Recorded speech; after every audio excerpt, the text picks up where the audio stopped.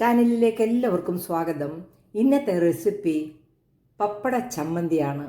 ഈ നോയമ്പ് കാലത്ത് എല്ലാവർക്കും ഇഷ്ടമാകുന്ന ഈ പപ്പട ചമ്മന്തി കഞ്ഞിയുടെ കൂടെയും ചോറിൻ്റെ കൂടെയും എല്ലാവർക്കും ഒരുപാട് ഇഷ്ടപ്പെടുന്നതാണ്.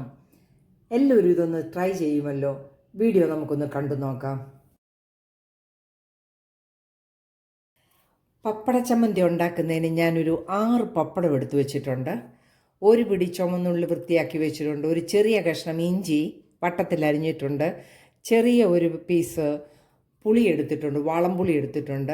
ഒരു 6 ചുമന്ന മുളക് എടുത്തിട്ടുണ്ട്. കറിവേപ്പില ആവശ്യത്തിന് എടുത്തിട്ടുണ്ട്. ഉപ്പും ആവശ്യത്തിന് എടുത്തിട്ടുണ്ട്.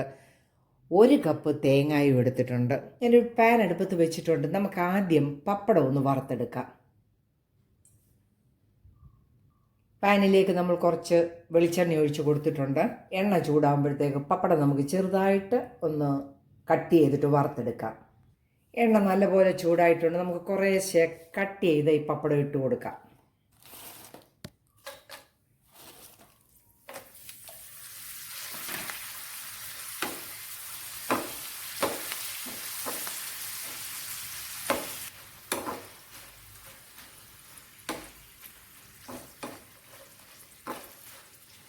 ഈ പപ്പടം നമുക്ക് കോരിയെടുക്കാം.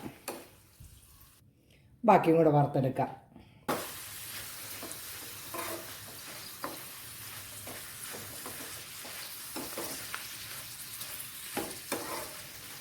ഇതും വറുത്ത് വന്നിട്ടുണ്ട്. നമുക്ക് കോരിയെടുക്കാം. നല്ലതായിട്ട് വറുത്തെടുത്തിട്ടുണ്ട്. ഇനി നമുക്ക് ഈ എണ്ണയ്ക്കകത്ത് വറ്റൽ മുളക് നമുക്ക് വറുത്തെടുക്കാം. ഫ്ലെയിം നല്ലതുപോലെ കുറച്ച് വെച്ച് വേണം വറക്കാനും ഒക്കെ, ഇല്ലെങ്കിൽ കരിഞ്ഞു പോകാതെ എടുക്കണം. നമുക്ക് കോരിയെടുക്കാം. മുളക് വറുത്ത് കോരി. ചുമന്നുള്ളി നമുക്കൊന്ന് വറുത്തെടുക്കാം.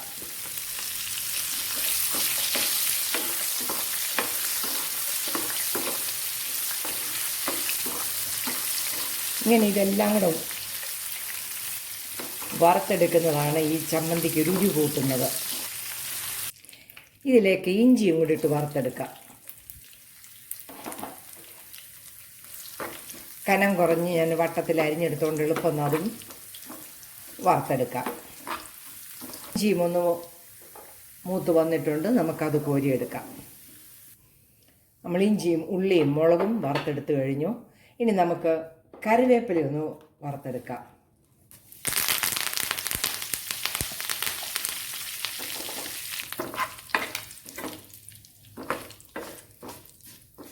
അത് കരികരാന്നായിട്ടുണ്ട്. നമുക്കതും കോരിയെടുക്കാം. നമുക്കാദ്യം ചമ്മന്തി അരയ്ക്കാം. ഇതാദ്യം നമുക്കൊരു മിക്സിയുടെ ജാറിലേക്കിട്ട് നല്ലതുപോലെ ഒന്ന് അരച്ചെടുക്കാം.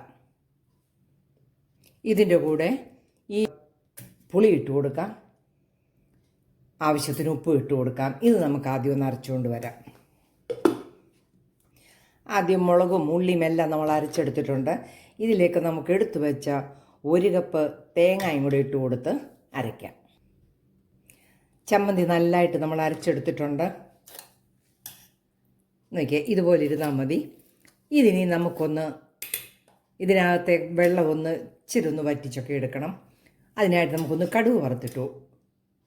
ആ സെയിം പാൻ തന്നെ ഞാൻ അടുപ്പത്ത് വെച്ചു. അതിലെ എണ്ണ മാറ്റിയിട്ട് 1 ടേബിൾ സ്പൂൺ എണ്ണ അതിൽ നിന്ന് എടുത്ത് ഒഴിച്ചിരിക്കുകയാണ്.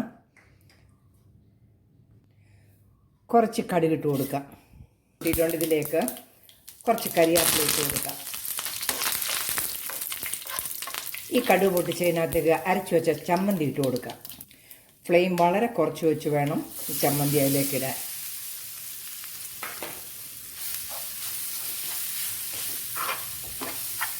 അതിനകത്തുള്ള ആ വെള്ളമയൊക്കെ ഒന്ന് ഡ്രൈ ആകാൻ വേണ്ടിയാണ്.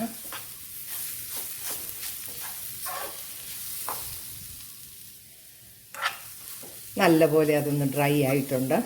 ഇതിലേക്ക് നമുക്ക് വറുത്ത് വെച്ച പപ്പടവും കൂടി ഇട്ട് കൊടുക്കാം.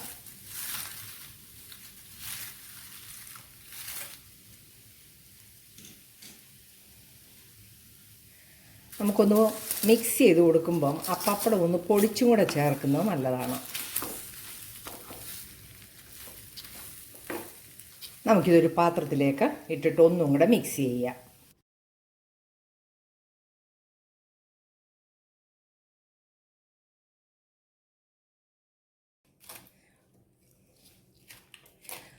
നല്ല ടേസ്റ്റാണ് ഈ ചമ്മന്തിക്ക്. എല്ലാവരും ഇതൊന്ന് ഉണ്ടാക്കി നോക്കണം. അങ്ങനെ നമ്മുടെ പപ്പട ചമ്മന്തി റെഡി ആയിരിക്കുകയാണ്. ഈ ചമ്മന്തി മതി നമുക്ക്, വേറെ ഒരു കറിയും വേണ്ട. ഈ നോയമ്പ് കാലത്ത് കഞ്ഞി കുടിക്കാനും ചോറിൻ്റെ കൂടെയൊക്കെ ഉപയോഗിക്കാം. വീഡിയോ ഇഷ്ടമായാൽ ലൈക്ക് ചെയ്യാൻ മറക്കരുത്. നാളെ നല്ല വീഡിയോയുമായിട്ട് വരുന്നത് വരെ ബായ്.